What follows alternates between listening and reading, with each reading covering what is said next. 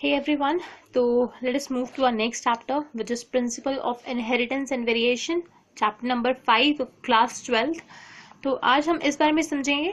तो उससे पहले इसका जो बेसिक इंट्रोडक्शन है मैं उसकी तरफ बढ़ती हूँ। उसको नोट करने की ज़रूरत नहीं है, बस ध्यान से सुनिएगा इस पूरी वीडियो में। ज़्यादातर आप ध्यान से सुनिएगा, नोट्स जो आप नोट करते हैं वो बाद में भी नोट कर सकते हैं। तो बेसिकली अगर हम लोग देखें मतलब इस पूरे वर्ल्ड डाइवर्सिटी में, तो इसमें हम लोग को एक चीज़ देखने को मिलती है। जो एलिफेंट है उसका जो बेबी होता है वो एलिफेंट की तरह दिखता है, एक काऊ की तरह नहीं दिखता या फिर डॉग की तरह नहीं दिखता। एक काऊ जो है उसका बेबी जो है उसी की तरह दिखता है, मतलब डॉग की तरह नहीं दिखता। और मैंगो प्लांट्स में देखें तो सेम एज प्लांट्स में भी यही है। मैंगो प्लांट की अगर हम लोग बात करें, जो मैंगो सीड है वो मैंगो प्लांट में कन्वर्ट होता है, पी प्लांट में कन्वर्ट नहीं होता, या फिर अलग कोई किसी प्लांट में कन्वर्ट नहीं होता। और जो ऑफस्प्रिंग्स है बेसिकली, अगर हम लोग अपनी ही बात करें, जो हमारे हम लोग जो है कभी कभार मतलब जो हमारे जो सिबलिंग्स हैं, मतलब जो हमारे भाई बहन हैं, सिबलिंग्स जो है हमारे, उनमें अगर हम लोग बात करें तो कुछ जो है मतलब अपने बिल्कुल सिबलिंग्स की तरह एक जैसे, मतलब जो सिबलिंग्स है काफ़ी सिमिलर दिखते हैं, या फिर कई बार वो थोड़े अलग अलग दिखते हैं, मतलब डिफरेंट दिखते हैं एक दूसरे से। तो बेसिकली ये क्यों, मतलब कुछ बिल्कुल क्या नाम है एक जैसे दिख रहे हैं, कुछ थोड़े मतलब डिफरेंट दिख रहे हैं, ये करेक्ट मतलब ये किस चीज़ के मतलब बेस है। तो अगर ये जो बेसिकली जो ब्रांच है जो वेरिएशन के ऊपर डिपेंड है या सिमिलैरिटी के ऊपर डिपेंड है अबाउट दी जीन्स, ये पढ़ी जाती है जेनेटिक्स में। तो ये बेसिकली जेनेटिक्स का चैप्टर नंबर 1 है, जिसके बारे में आज हम लोग समझ रहे हैं। तो उसमें very first term which is inheritance ऊपर लिखा हुआ है। इनहेरिटेंस की डेफिनेशन है, it is the process by which characters are passed on from parent to progeny.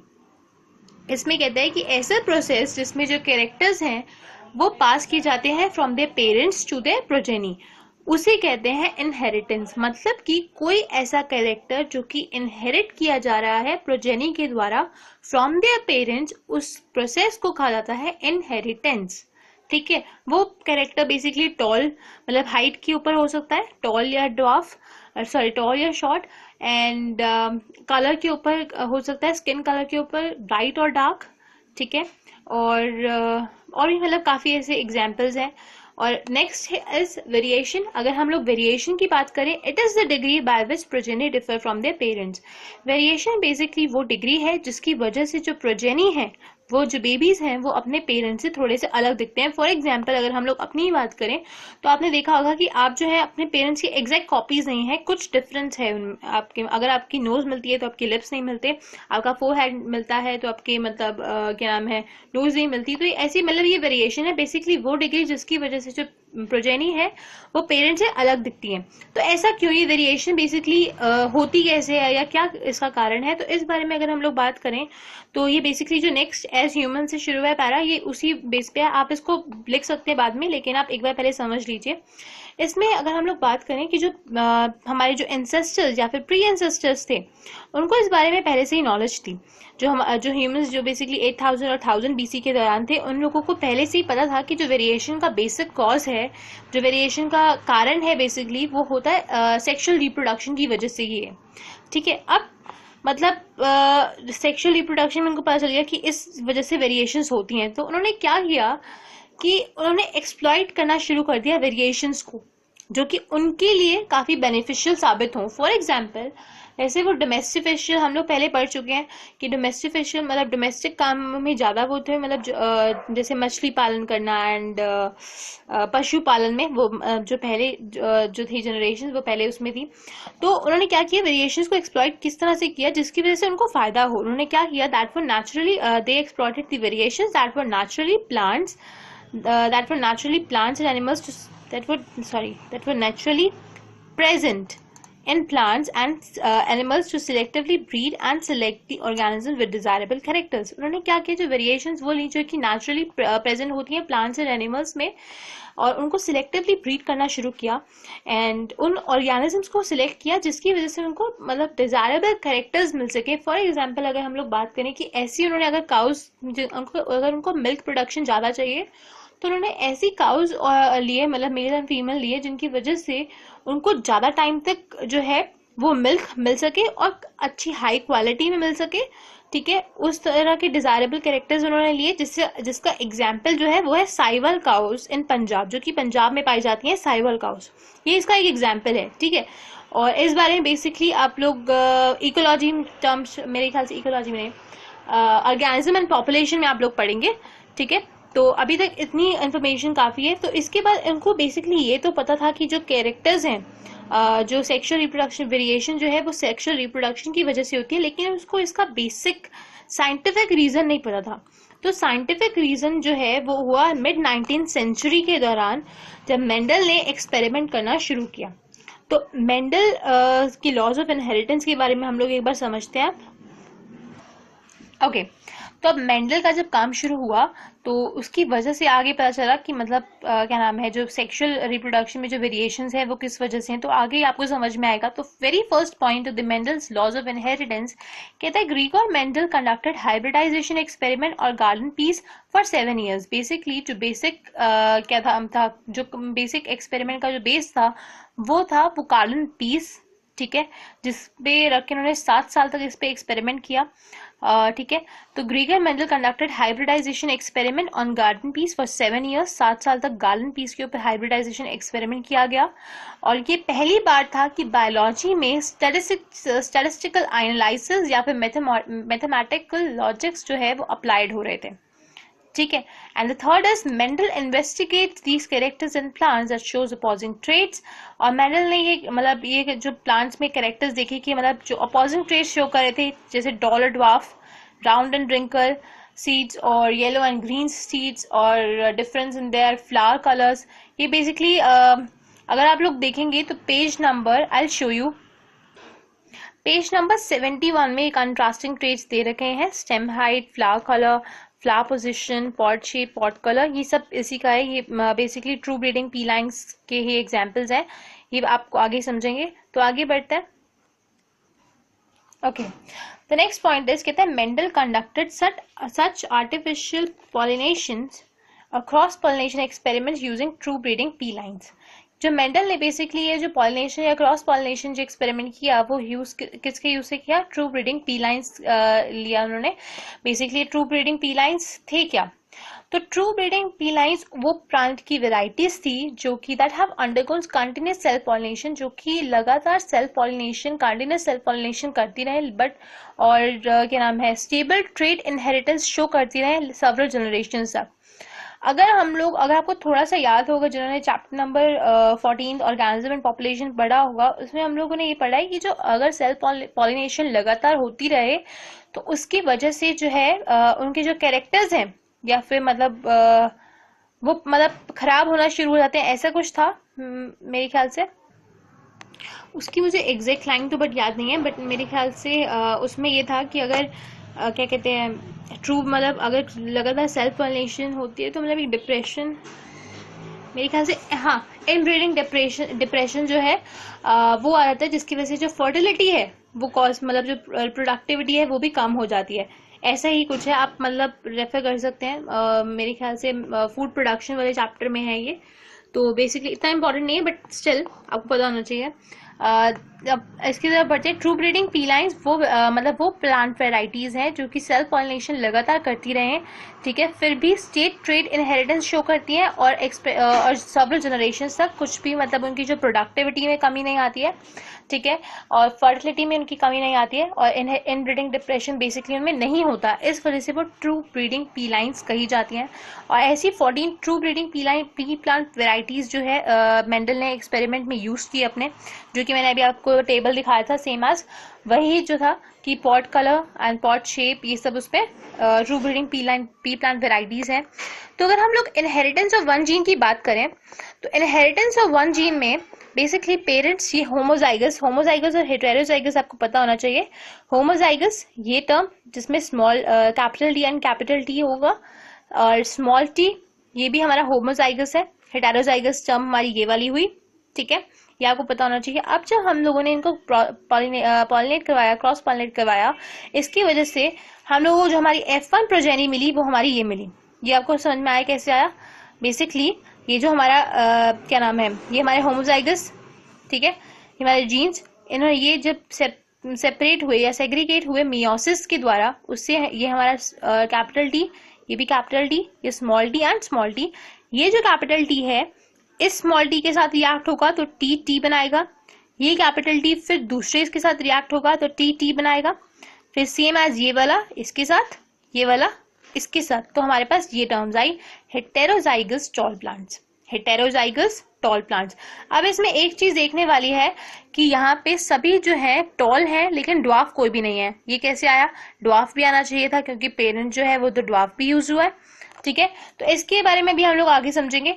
तो बेसिक आपको यही पता होना चाहिए, जो F1 प्रोजेनी में है सिर्फ एक कैरेक्टर जो है वो शो होता है, दूसरा कैरेक्टर हाइड हो जाता है, शोन अप नहीं होता। The next is self pollination. जी self pollination, sorry self pollination, ये F2 जनरेशन की बात करते हैं। F2 जनरेशन किस तरह से हुई? F1 प्रोजेनी जो थी ये वाली, इनको सेल्फ पॉलिनेट करवाया गया। इनको सेल्फ पॉलिनेट किस तरह से करवाया गया? देखिए मेल कैरेक्टर्स है, ये फीमेल कैरेक्टर्स है। ये थोड़ा सा मतलब मैस्ड अप हो गया, आप इधर देखिए, मतलब इसमें है कि ये मेल कैरेक्टर्स, ये फीमेल कैरेक्टर्स। यहाँ पे मैंने लिख दिया टी, टी को आपस में किया होमोजाइगस टॉल प्लांट, इस टी को टी के साथ किया हेटेरोजाइगस टॉल प्लांट, इसको इसके साथ heterozygous tall plant, homozygous short plant, dwarf plant, ठीक है। तो इससे अब हमें समझ में आया कि F2 जनरेशन में जो कैरेक्टर हमारा F1 जनरेशन में शो नहीं हो रहा था वो हमारा F2 जनरेशन में ड्वार्फ आ गया, चाहे एक ही आया। तो इसकी जो रेशियो आई, फिनोटिपिक रेशियो, वो हमारी 3:1 आई। फिनोटिपिक मतलब फिजिकल कैरेक्टर्स, जीनोटिपिक मतलब वो हमारे जीन से रिलेटेड, जैसे होमोजाइगस या हेटेरोजाइगस, वो डिपेंड करता है, ठीक है। ये आपको समझ में आया Mendel inheritance of one gene. अब इसी के बारे में थोड़ा सा हम समझ लेते हैं। ओके, तो ये है Mendel observed other traits as well as but found the same thing in each experiment. Mendel ने जो बाकी जो ट्रेट्स थे जैसे पॉट शेप या पॉट कलर, उसके ऊपर भी देखा, पर उसने सेम चीज पाई एक्सपेरिमेंट में। क्या फर्स्ट मतलब क्या उसको सेम चीज देखने को मिली? फर्स्ट कि F1 जनरेशन में सिर्फ एक पेरेंट का ट्रेट शो होता है और दूसरा पेरेंट हाइड हो जाता है। मतलब जैसे अभी इसमें F1 जनरेशन में क्या हुआ? F1 जनरेशन में जो स्मॉल प्लांट था, स्मॉल ड्वार्फ प्लांट था, वो शो नहीं हुआ, ड्वार्फ कैरेक्टर। सिर्फ और सिर्फ क्या हुआ? टॉल कैरेक्टर शो हुआ। और F2 जनरेशन में जो है बोथ पेरेंट्स के ट्रेट शोन होते हैं, जैसे कि यहाँ पे F2 जनरेशन में हुआ कि हमें टॉल भी मिल गया और ड्वार्फ भी मिल गया, ठीक है। अब हम लोग आगे देखते हैं कि उसने इसके बाद में कंक्लूड किया कि F1 जनरेशन और F2 जनरेशन में बेसिकली भले ही F1 जनरेशन में हमारा ड्वार्फ शो नहीं हुआ कैरेक्टर, पर F2 जनरेशन में हो गया without any blending. Without blending का बेसिकली मतलब ये है कि ड्वार्फ या टॉल शो हो रहा है, इंटर बिटवीन हाइट नहीं शो हो रहा, ठीक है। इंटर बिटवीन हाइट शो नहीं हो रहा है, टॉल या ड्वार्फ शो हो रहा है। तो इस चीज को देखते हुए मेंडल ने मेंडल ने कंक्लूड किया कि कुछ ऐसी चीज है, something is passing stably to offsprings from parents unchanged over successive generations. कहते कुछ ना कुछ ऐसी चीज तो जरूर है जो कि बेसिकली स्टेबली पास हो रही है ऑफस्प्रिंग्स में फ्रॉम देयर पेरेंट्स, अब वो भी unchanged without over successive generations, ठीक है, विदाउट एनी ब्लेंडिंग और ओवर सक्सेसिव जनरेशंस। कुछ ना कुछ ऐसी चीज है जो कि लगातार पास हो रही है from their parents to progeny. तो वो ऐसी चीज को वो उसने जो ये जो समथिंग था, इसको कहा गया फैक्टर्स बाय द मेंडल। अब इन फैक्टर्स को हम लोग कहते हैं जीन्स, ओके। इन फैक्टर्स को अब हम क्या कहते हैं? जीन्स। तो बेसिकली जीन्स जो है क्या बन गए? हमारे यूनिट ऑफ इनहेरिटेंस, ठीक है। यूनिट ऑफ इनहेरिटेंस, इनहेरिटेंस अभी हम लोगों ने पढ़ा था कि वो प्रोसेस जिसकी वजह से जो कैरेक्टर्स हैं पेरेंट्स से पास होते हैं फ्रॉम इन देयर प्रोजेनीज, तो वो जीन्स, वो हमें समझना है कि जो इनहेरिटेड कैरेक्टर है वो क्या है? जीन्स, जो कि लगातार over successive generation pass on होता रहता है।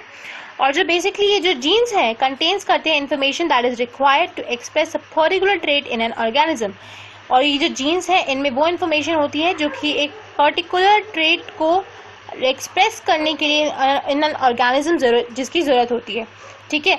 मतलब कि अगर gene suppose tall information character मतलब जो है टॉल इन्फॉर्मेशन लेके जा रहा है, तो जो प्लांट होगा, जो प्रोजेनी होगी, वो कैसी होगी? टॉल होगी। अगर ड्वार्फ जीन्स कंटेन कर रहा है तो ड्वार्फ कैरेक्टर कंटेन कर रहा है तो फिर वो ड्वार्फ होगी। अब अलील की अगर हम लोग बात करें, अलील में काफ़ी कंफ्यूजन होती है लोगों को, काफ़ी इसके डाउट्स आए थे। अलील्स बेसिकली क्या है? जीन्स ही हैं जो कि कंट्रास्टिंग ट्रेट्स मतलब शोन करते हैं। बेसिकली जैसे पर्टिकुलर एक जीन है, जीन के पास कंट्रास्टिंग पेयर कैसे एक ड्वार्फ के लिए भी होगा और एक टॉल के लिए भी होगा, वो हमारे हो गए अलील्स। ये आपको बेहतर जो है नेक्स्ट वीडियोस में आगे समझ आता रहेगा धीरे धीरे। अब नेक्स्ट की तरफ बढ़ते हैं, ओके। तो अब है नेक्स्ट हमारा जो पॉइंट है वो है traits will be mention in an alphabetic manner. अब एक आपको ये समझ में आ जाएगा धीरे धीरे किस तरह से आपको जो है ट्रेट्स को मेंशन करना है अल्फाबेटिकल मैनर में, जो कि मतलब रिटन एग्जाम देंगे अपना बोर्ड्स वगैरह उनके लिए काम का है बेसिकली ये। तो traits will be mention, basically जो ट्रेट्स है मेंशन किए जाते हैं अल्फाबेटिकल मैनर में, जैसे ये T tall and T for dwarf. इसकी जगह आप डी नहीं लिख सकते, नहीं तो आगे जाके कंफ्यूजन बेस्ड हो जाती है, क्रिएट हो जाती है। तो ड्वार्फ के लिए स्मॉल टी, ठीक है, एंड टी। और अगर हम लोग बात करें अलील्स, हमने देखा था अपोजिंग ट्रेस होते हैं in a similar gene, in a particular gene. तो ये जो टी और ये वाला टी, ये आपस में एक दूसरे के क्या हो गए, alleles, okay, and T are the alleles of each other. अगर हम लोग एलेलिक पेयर ऑफ हाइट देखें तो उसमें एलेलिक पेयर ऑफ हाइट में बेसिकली वो होमोजाइगस भी हो सकता है और हेटेरोजाइगस भी हो सकता है, ठीक है। होमोजाइगस कैसे, होमोजाइगस का एग्जाम्पल आपको यहाँ शो कर रखा है, ये वाला, ठीक है, दोनों ही सिमिलर है, टॉल जो दोनों जो इसके पास गैमेट्स है वो कैसे है, टॉल एंड टॉल, और सेम है यहाँ पे स्मॉल एंड स्मॉल। तो इसका जीनोटाइप क्या हो गया, ये वाला। फिनोटाइप क्या हुआ, इसका टॉल हुआ, इसका ड्वार्फ हुआ, ठीक है। यहाँ मैंने ड्वार्फ नहीं लिखा, आप ध्यान रखिएगा। एंड हेटेरोजाइगस में अगर हम लोग बात करें, हेटेरोजाइगस में क्या टर्म होती है, एक हमारा स्मॉल, एक कैपिटल टी है, एक स्मॉल टी है।